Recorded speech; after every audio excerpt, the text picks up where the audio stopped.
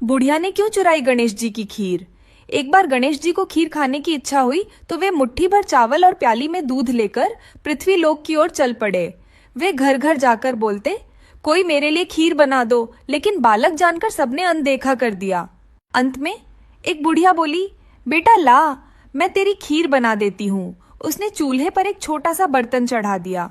यह देख गणेश जी ने कहा, बुढ़िया माँ, घर का सबसे बड़ा बर्तन रखा हो उसे चूल्हे पर रखो। तब बुढ़िया ने उसे बाल लीला समझकर एक बड़ा बर्तन चूल्हे पर चढ़ा दिया।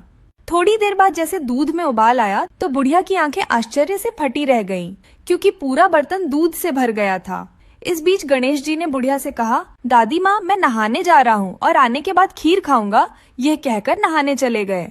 कुछ देर बाद बुढ़िया के पोते पोती आए और कहने लगी कि उन्हें भूख लगी है, तो बुढ़िया ने उन्हें भर पेट खीर खिला दी। तभी अचानक खीर की सुगंध से खींची एक पड़ोसन भी चली आई, तो बुढ़िया ने उसे भी एक कटोरी खीर दे दी। बुढ़िया के बेटे की बहू भी ये सब देख रही थी, तो उसने भी चुपके से एक कटोरा खीर खा ली और एक कटोरा खीर को छुपा कर ले गई। बड़ी देर हो गई थी और गणेश जी नहाकर नहीं आए, तो बुढ़िया से भी रहा नहीं गया, तो उसने एक कटोरा खीर ली और दरवाजे की ओट में जाकर बोली, आरे गणेश या खीर खा ले। यह कहकर खीर खाने लग गई।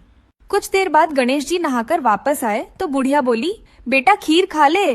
तब गणेश जी ने कहा, मैंने तो खीर खा ली। बुढ़िया आश्चर्य से बोली, बेटा कब खाई?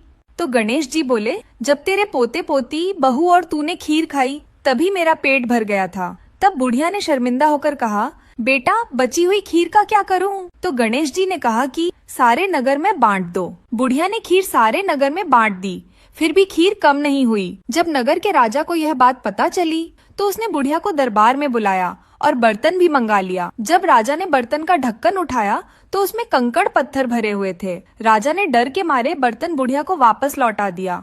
घर आते ही बर्तन पुनः खीर से भर गया। बुढ़िया ने गणेश जी से पूछा, अब इस बची हुई खीर का क्या करूं? तब गणेश जी ने कहा, इसे घर के आंगन में गाड़ दो। बुढ़िया ने खीर से भरे बर्तन को घर के आंगन में गाड़ दिया और जाकर सो गई। इधर गणेश जी भी बुढ़िया के घर को लात मारकर चले गए। दूसरे दिन बुढ़िया जब सोकर उठी तो उसकी झोपड़ी की जगह एक आलीशान महल खड़ा था और खीर का बर्तन सोने और हीरे जवाहरातों से भरा हुआ था।